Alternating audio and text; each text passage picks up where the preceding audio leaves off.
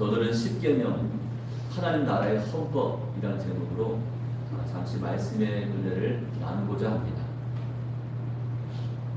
인생을 살면서 여러분 정해져 있는 수많은 법과 규칙들을 지키면서 살아가고 있습니다. 교통법규를 지켜야 하죠. 또 직장인들은 업무 규정을 따라야 합니다. 학생들은 학칙을 준수해야 합니다. 지켜야 하는 법과 규칙이 있습니다. 그렇다면 이 같은 규칙들이 존재하는 목적이 무엇입니까? 그 역할이 무엇입니까? 단순히 사람들을 쉽게 통제하기 위해서, 또 그들의 자유를 제한하기 위해서가 아닙니다. 오히려 법과 규칙들은 저희를 보호해주고 안전하게 지켜줍니다. 더 나은 삶을 살도록 인도해줍니다. 마찬가지로 하나님께서 제정해 주신 이 십계명, 이 십계명도 저희를 올가매는 족쇄가 아니라 저희를 자유롭게 하고 또 저희를 참된 행복으로 이끌어주는 은혜의 방편임을 깨닫게 됩니다. 오늘 출애굽기 20장 말씀을 통해서 하나님께서 어떤 마음으로 십계명을 우리에게 주셨는지, 또 이것이 우리의 삶에 어떤 의미를 가지고 있는지를 함께 살펴보도록 하겠습니다. 자, 1절과 2절 말씀 다시 한번 우리 보면서 읽겠습니다. 하나님이 이 모든 말씀으로 말씀하여 이르시되 나는 너를 애굽 땅 종되었던 집에서 인도하여 내 하나님 여호와니라. 자, 십계명은 처음부터 명령하지 않습니다. 놀랍게도 은혜의 말씀을 선포하셨습니다. 나는 너를 애굽 땅 종되었던 집에서 인도하여 내 하나님 여호와니라. 하나님은 이 말씀을 통해 당신이 누구신지, 그리고 이스라엘을 위해 무엇을 하셨는지를 상기시켜 줍니다. 이것이 십계명의 출발점이 됩니다. 하나님은 이스라엘을 애굽에서 건져내시고 구원하신 그런 다음에 오늘 시내산에서 이 계명을 그들에게 주고 계십니다. 다시 말해서 계명을 지켜야 구원받는 것이 아니라 구원을 받았기 때문에 계명을 지키는 것입니다. 먼저 건져내신 다음에 그 다음에 시내산에서 십계명을 주셨다는 거죠. 이것이 바로 율법주의와 은혜의 복음을 구분짓는 결정적인 차이점이 됩니다. 오늘날 많은 사람은 하나님의 계명, 이 십계명을 무거운 짐으로 생각합니다. 그걸 어떻게 지켜? 그걸 어떻게 감당하라고 그렇게 이야기합니다. 마치 하나님께서 우리를 통제하시려고 이런 엄격한 규칙을 만들어 놓으신 것처럼 그렇게 느끼기도 합니다. 그러나 실상은 그렇지가 않습니다. 하나님은 우리를 죄와 사망의 늪에서 건져내신 구원자이시고 우리 하늘 아버지가 되십니다. 그러므로 하나님의 모든 계명은 사랑에서 비롯된 것임을 여러분 믿으시기 바랍니다. 사랑하시기 때문에 이 같은 법과 규칙을 우리 가운데 제정해 주신 거죠. 그 계명은 저희를 억압하는 것이 아니라 우리를 살리기 위해서, 또한 자유롭게 하기 위해서, 또 참 행복으로 이끌어 가시기 위해서 이 같은 법과 규칙을 우리 가운데 만들어 주신 겁니다. 이제 십계명의 구체적인 내용을 살펴보겠습니다. 여러분, 십계명은 크게 두 부분으로 나뉘어집니다. 1계명부터 4계명까지는 하나님과의 관계에서 지켜야 할 계명들이고, 5계명부터는 이웃과의 관계에서 우리가 지켜야 할 계명을 말씀해 주고 있습니다. 자, 첫 번째 계명이 무엇입니까? 하나님 외에 다른 신을 섬기지 말라는 계명입니다. 3절 말씀에 이렇게 기록하죠. 너는 나 외에는 다른 신들을 내게 두지 말라. 여러분, 말씀에 보면 하나님은 어떤 하나님이라고 했냐면 질투하시는 하나님이라고 했습니다. 여기서의 질투는 인간의 이기적인 감정이 아니라 하나님의 거룩하신 사랑의 표현입니다. 여러분, 사랑하니까 질투하는 거죠. 사랑하지 않으면 질투하는 마음도 생기지 않습니다. 하나님은 다른 신과 함께 섬김 받는 것을 결코 용납하지 않습니다. 그래서 저희는 오직 하나님만 섬기고 오직 하나님만 사랑해야 합니다. 다른 신들을 내게 두지 말라 그렇게 말씀하죠. 하나님, 부처님, 공자님 그렇게 말하면 안 됩니다. 하나님도 섬기고 부처님도 섬기고 공자님도 섬기고 용납하시지가 않습니다. 오늘날에는 예전처럼 나무나 돌로 만든 우상 앞에 절하지는 않죠. 옛날 어르신들은 아무튼 뭐 촛불 하나 켜놓으면 내 절합니다. 내 빕니다. 그러나 우리 마음속에는 여전히 수많은 우상들이 자리를 차지하고 있습니다. 돈과 명예, 또 성공, 심지어 나 자신, 나의 가족들까지 하나님보다 더 사랑하고 더 의지합니다. 이것이 바로 우상이 된다는 것이죠. 여러분의 신령 가운데 그런 우상들이 얼마나 많이 여러분의 신령을 차지하고 있습니다. 어느 성도의 이야기입니다. 그는 사업에 성공하기 위해서 주일까지 반납한 채 열심히 일을 했습니다. 그러다 보니 예배를 소홀히 합니다. 주일을 지키지 못합니다. 예배 자리에 나와 앉아 있어도 그의 마음은 콩밭에 가 있습니다. 사업 걱정이 한가득입니다. 입술로는 하나님을 믿습니다라고 그렇게 고백은 하고 있지만 실제로 그의 마음은 세상 일에 사로잡혀 있습니다. 결국 그의 사업은 남들이 부러워할 만큼 그렇게 잘 풀려서 성공을 했지만 그 후유증으로 말미암아 가정이 깨졌습니다. 건강에 탈이 났습니다. 그의 영혼은 황폐해지고 말았습니다. 세상에선 성공했는데 그는 더 많은 것을 잃어버렸습니다. 여러분, 여러분의 마음 보좌에 누가 앉아 있습니까? 하나님이십니까? 아니면 여러분 자신입니까? 아니면 다른 그 무엇인가가 여러분의 마음 보좌 위에 앉아 있습니까? 오직 하나님만이 우리 삶의 주인 되실 때에 그때 비로소 우리는 참 자유와 평안을 누릴 수 있는 줄로 믿으시기를 바랍니다.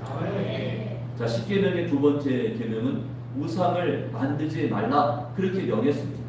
우리 4절 말씀을 보시면서 같이 읽습니다. 너를 위하여 새긴 우상을 만들지 말고 또 위로 하늘에 있는 것이나 땅에 있는 것이나 땅 아래 물 속에 있는 것에 어떤 형상도 만들지 말며. 여러분, 하나님은 눈에 보이지 않는 영이시기 때문에 형상이나 우상으로 표현될 수가 없습니다. 눈에 보이지 않는 하나님을 어떻게 눈에 보이는 것으로 바꿀 수가 있겠습니까? 불가능한 일입니다. 하나님을 어떤 형상으로 만드는 순간 그것은 하나님을 우리 수준까지 끌어내리는 것과 같습니다. 여러분, 하나님은 인간이 만든 틀 안에 가둘 수 없을 만큼 매우 크고 위대하신 줄로 믿으시기 바랍니다. 오늘날 저희는 눈에 보이지 않는 우상을 계속해서 만들어냅니다. 봐야 믿을 수 있겠다는 거죠. 계속 만들어냅니다. 우리 생각대로 또 우리 편리대로 하나님을 축소시키거나 또 하나님을 내 입장에서 판단하여 이것이 하나님이다 그렇게 주장할 때가 있습니다. 이것이 바로 현대판 우상 숭배입니다. 그러나 하나님은 말씀을 통해서만 당신을 우리에게 드러내시고 보여주십니다. 그러므로 저희는 하나님을 바르게 할 수 있는 길이 오직 성경 말씀 이것뿐임을 기억해야 합니다. 말씀이 아니고서는 하나님을 알 수가 없습니다. 말씀이 아니고서는 하나님을 섬길 수도 없다는 사실입니다. 세 번째 계명이 무엇입니까? 하나님의 이름을 망령되게 부르지 말라 그런 계명입니다. 이것은 하나님의 이름을 함부로 부르지 말라는 뜻입니다. 하나님의 이름을 함부로 부르지 말라. 여러분, 하나님의 이름은 거룩하고 영광스럽기 때문이죠. 자, 그런데 저희는 종종 하나님의 그 이름을 너무나 가볍게 사용하고 있습니다. 진심이 없는 상태에서 습관적으로 하나님, 주님의 이름을 부릅니다. 마음이 담기지 않는, 마음이 실리지 않는 그 그저 형식적인 습관적으로 하나님, 주님 그렇게 부릅니다. 때로는 자신의 이익을 위해서 하나님의 이름을 이용할 때도 있습니다. 어느 시장에서 장사하시는 한 집사님이 이 물건값을 속이려다가 들통이 났습니다. 자, 그러자 그는 이렇게 외쳤습니다. 하나님 앞에서 맹세합니다. 저는 결코 속인 적이 없어요. 그는 자신의 거짓말을 덮기 위해서 하나님의 이름을 도구처럼 이용하는 것이죠. 자, 이것이 바로 하나님의 이름을 망령되게 부르는 그런 모습입니다. 과거 청문회 할 때 어땠습니까? 그분이 교회 권사님이고 그분이 교회 장로님인데 청문회 할 때 뭐라고 이야기합니까? 나 교회 권사라고, 나 교회 장로라고, 내가 거짓말 하겠냐고, 하나님 이름을 걸고 나는 맹세합니다. 방송 앞에서 그렇게 이야기합니다. 망령되게 부르는 거죠. 여러분, 하나님의 이름은 거룩하기 때문에 그 이름으로 기도할 때 진심과 경외함으로 그 보좌 앞에 서야 합니다. 하나님의 이름을 부를 때마다 그분의 위엄과 영광을 저희는 기억해야 합니다. 네 번째 계명은 안식일을 거룩하게 지키라는 그런 계명입니다. 하나님 여섯 동안 천지를 창조하셨고 일곱째 날에 안식하셨습니다. 그리고 그날을 복되게 하시고 거룩하게 하셨습니다. 이것이 바로 안식일의 기원입니다. 6일 동안은 열심히 일하시고 일곱째 날 안식하셨다. 하나님은 우리에게도 그와 같이 쉼을 명령하십니다. 일곱째 날에는 쉬어야 한다, 안식해야 한다 명령하십니다. 일주일의 하루만큼은 하던 일을 멈추고 하나님께 예배를 드리고 쉬라고 하는 그런 명령의 말씀입니다. 자, 그런데 우리의 모습은 어떻습니까? 주일에도 쉬지 않고 일을 합니다.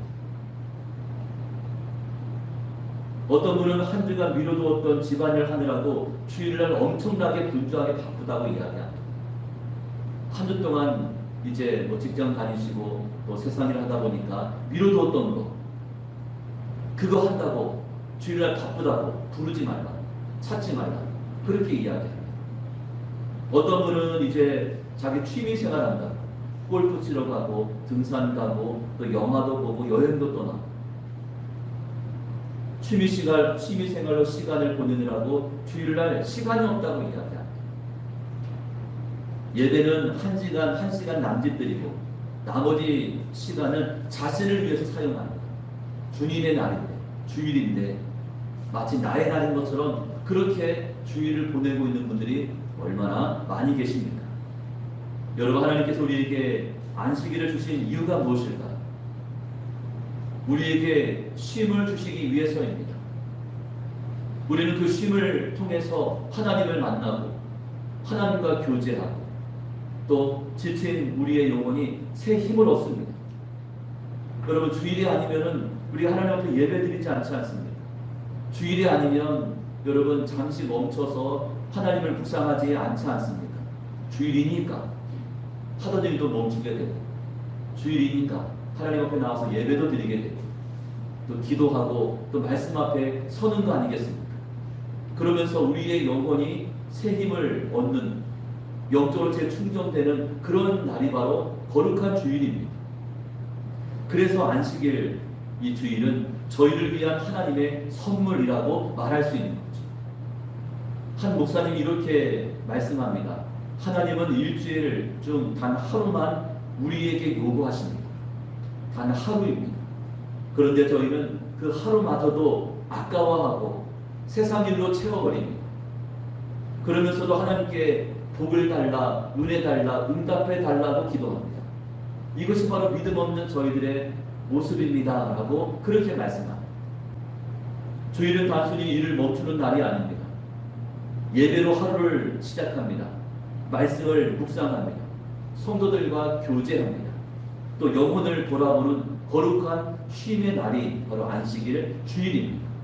자, 그럴 때 저희는 하나님의 참 안식과 평안을 경험할 수 있고 우리 심령 가운데 공급받을 수가 있는 것입니다.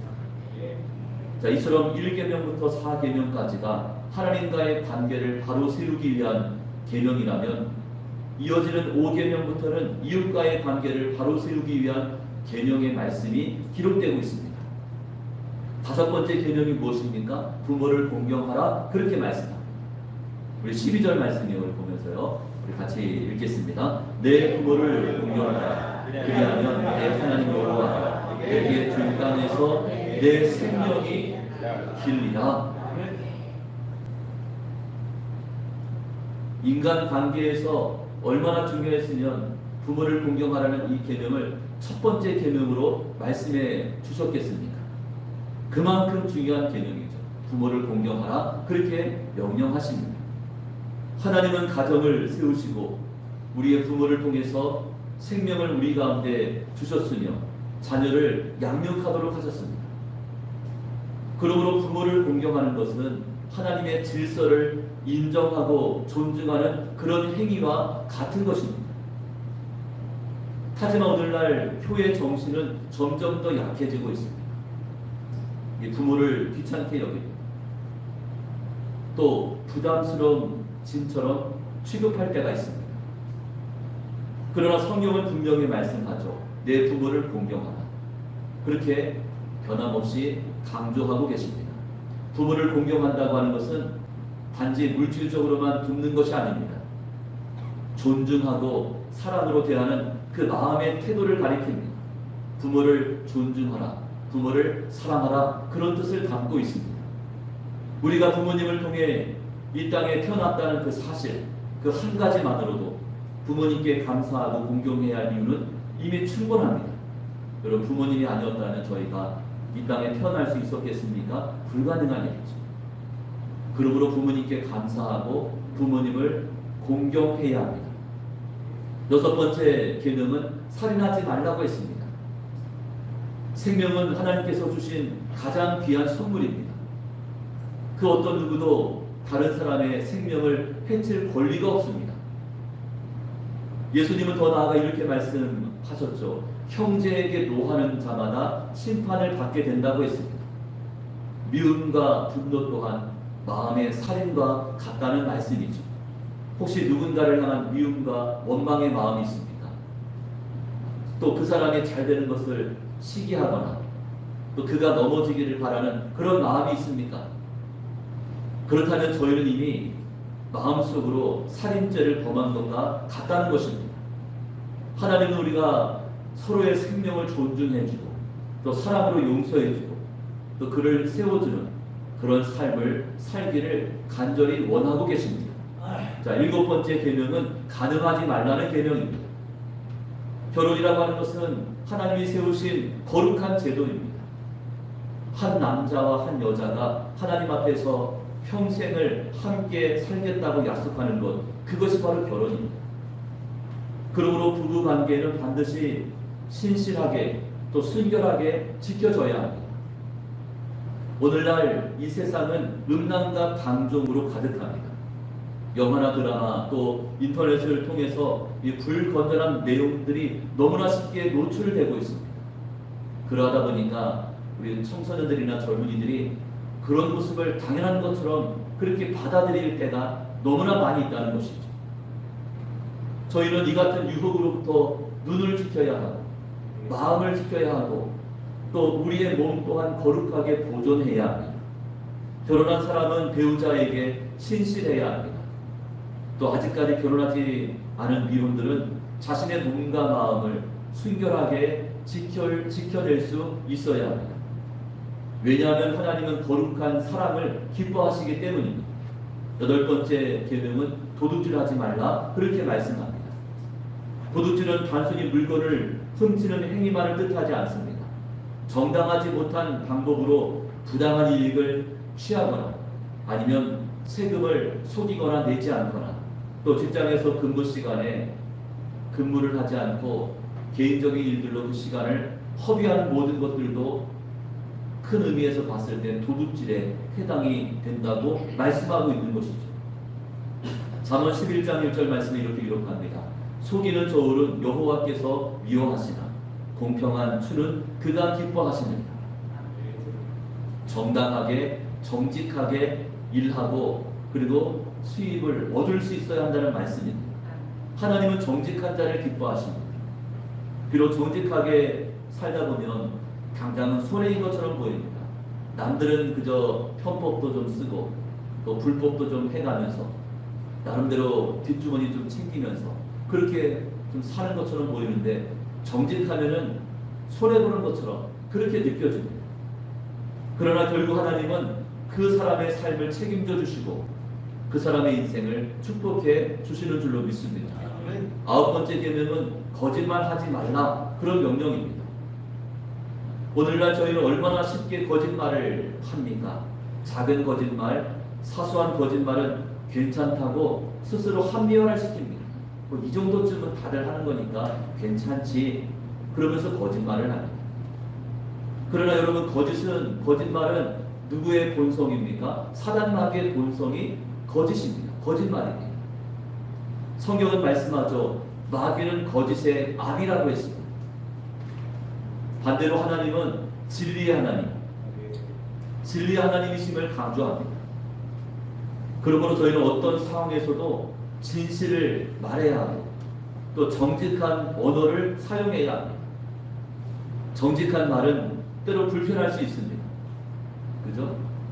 이때 약간 거짓말하고 약간 좀 딴 얘기하면은 요 위기의 순간을 모면할 수도 있는데, 근데 그때 정직하게 이야기하면 불편할 수 있죠. 그것이 하지만 정직하게 말한 그 말은 우리를 나중에 자유케 합니다. 그리고 우리에게 자신감을 줍니다. 또 우리에게 승리를 안겨줍니다. 여러분, 거짓말은 나중에 반드시 들통나기 마련입니다. 그때 가서 이 뒷수습하느라 얼마나 고생을 합니까? 반드시 밝혀지게 되어 있습니다. 10번째 계명이 무엇입니까? 탐내지 말라, 그런 계명입니다. 자, 17절 말씀입니다. 우리 보시면서 같이 읽습니다. 내 이웃의 집을 탐내지 말라. 내 이웃의 아내나 그의 남성이나 그의 여종이나 그의 소나 그의 낙이나 물은 내 이웃의 소유를 탐내지 말라. 이 10번째 계명은 마음의 계명입니다. 앞선 계명들 9번째 계명까지는 행위에 관한 것이었다면 이 마지막 계명은 우리 내면의 욕심을 다스려야 한다는 그런 계명의 말씀입니다. 비교하고 불만을 품게 되면 우리 인생은 불행하게 되지만, 그러나 감사하게 되면 행복을 불러들입니다. 다른 사람의 형편을 부러워하기보다 하나님께서 나에게 주신 것에 감사하고 만족할 줄 아는 그 자족하는 마음을 배우는 것이 이 계명의 핵심이 됩니다. 이제 말씀을 정리합니다. 여러분, 오늘 저희는 십계명을 통해서 하나님의 뜻과 삶의 기준을 함께 살펴봤습니다. 십계명은 단순한 규칙이 아니라 하나님 나라의 헌법입니다. 우리 삶의 생명의 지침서와 같습니다. 특별히 내일은 추석 명절이죠. 오늘 배운 말씀을 여러분 삶에서 실천할 수 있는 그런 기회의 장이 될 것입니다. 여러분, 제사 문제 때문에 어려움을 겪을 수 있죠. 어떤 분들은 제사 때문에 아예 왕래하지 않는다, 아예 가지 않는다. 가면 제사를 지내야 하니까, 우상 앞에 절을 해야 하니까 아예 내가 피한다, 그렇게 말씀하시는 분도 계십니다. 그러나 저희는 너는 나 외에 다른 신을 섬기지 말라고 하신 그 말씀을 기억하면서 여러분, 정중하게 믿음을 지키며 다른 가족들에게 이렇게 말하면 됩니다. 자, 뭐라고 이야기합니까? 저는 하나님을 믿기 때문에 절을 할 수 없지만 조상을 기억하는 마음은 여러분과 똑같습니다. 무엇이든 기쁨으로 열심히 섬기겠습니다. 그런 자세를 가지고 가족 모임 가운데 함께 동참을 해야 한다는 것이죠. 부모님을 더 존경하고 또 형제 자매에게 더 큰 사랑을 베풀게 되면 그것이 참 효도가 될 것이고, 또 불신 가족들에게는 복음을 전할 수 있는 또 다른 좋은 기회가 될 수 있다는 것입니다. 그래서 함께 교류하면서 함께 자리를 하면서 절을 하지 않지만은 열심히 설거지도 하고, 그죠? 열심히 음식도 만들고 열심히 일을 하는 겁니다. 그러면서 그들과 함께 이야기를 나누고 교제하는 가운데 복음을 전할 수 있는 그런 기회들이 찾아온다는 것이죠. 여러분, 명절 동안에 연휴가 길지 않습니까? 여러분의 이 친인척들과 함께 자리를 가질 때마다 오늘 배웠던 이 10계명의 말씀을 여러분 마음판에 새겨두셔야 합니다. 미움의 마음을 내려놓아야, 또 상처 주는 말을 삼가, 이 가족들이 모이다 보면 얼마나 또 상처들을 받는지 할 말 못할 말 다 해버려요. 이때가 아니면 언제 하냐 그런 마음으로, 그죠? 막 퍼붓습니다.